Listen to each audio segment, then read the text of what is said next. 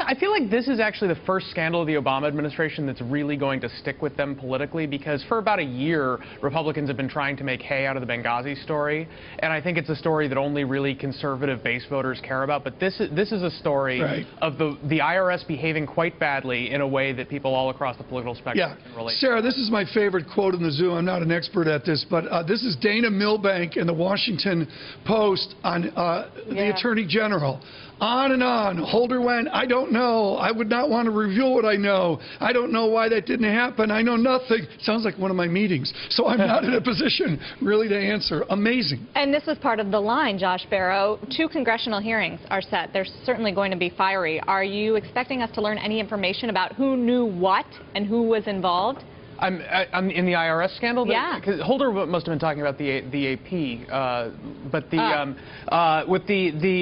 I think we learned a lot in the Inspector General's report that came out of the IRS. Where we know that this activity originated in an IRS office in Cincinnati, which is where you have the division that approves nonprofit groups, and then that filtered up to Washington. There was actually an order that came down from Washington saying, no, stop doing this. This is politically biased. And then the Cincinnati employees changed the criteria back, and people in Washington didn't know for months. So there's clear incompetence within the IRS. There was malfeasance on the part of these various employees.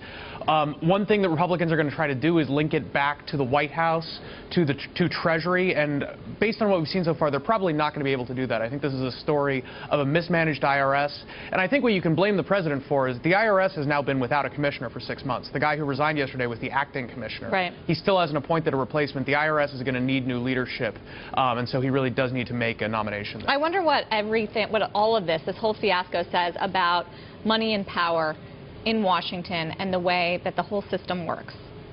Well, I think that I think what this says about how the system works is that the bureaucracy is extremely complicated and is trying to enforce rules that nobody fully understands. One of the findings in the Inspector General's report is that not only were the IRS employees targeting groups based on their political activity, but they didn't even understand the rules they were supposed to be enforcing about what nonprofit groups could do. To those of us who just don't want to follow this, we don't want to watch the political shows and all that, is there a linkage here to the emotion of 1972 and 1973? Are there ghosts here from Attorney General Mitchell or Sam Ervin or Howard Baker, or is that not able to link? I don't think so. I think people might have an emotional link there, but I think, look, this IRS thing was not some grand political strategy. If it was a really dumb grand political strategy, because they're going after these 2-bit conservative groups. It's like the San Fernando Valley Tea Party, the big national groups that actually have political impact. Don't tell me the Department of Justice and AP and the reporter's response to that is a small idea,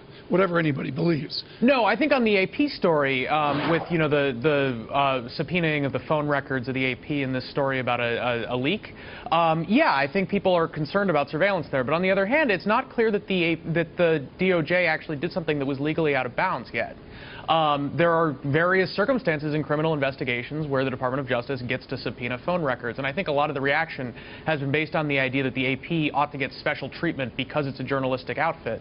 But the practice of protecting sources is an industry practice. It's not something that has an actual legal protection where if the records are subject to subpoena, they can't be subpoenaed because it would identify a source. On the IRS issue, we can talk about the technicalities all we want, but is this crisis an opportunity to fix something that is broken in the way this bureaucratic system works?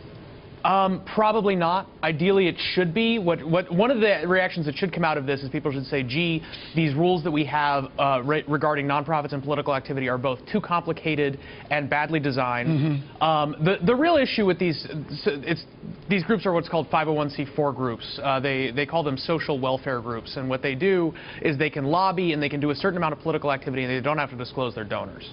And so that probably shouldn't be how it's structured. But I don't think we'll get a good fix. Somehow this is not going away. I think Josh Barro will return with us soon.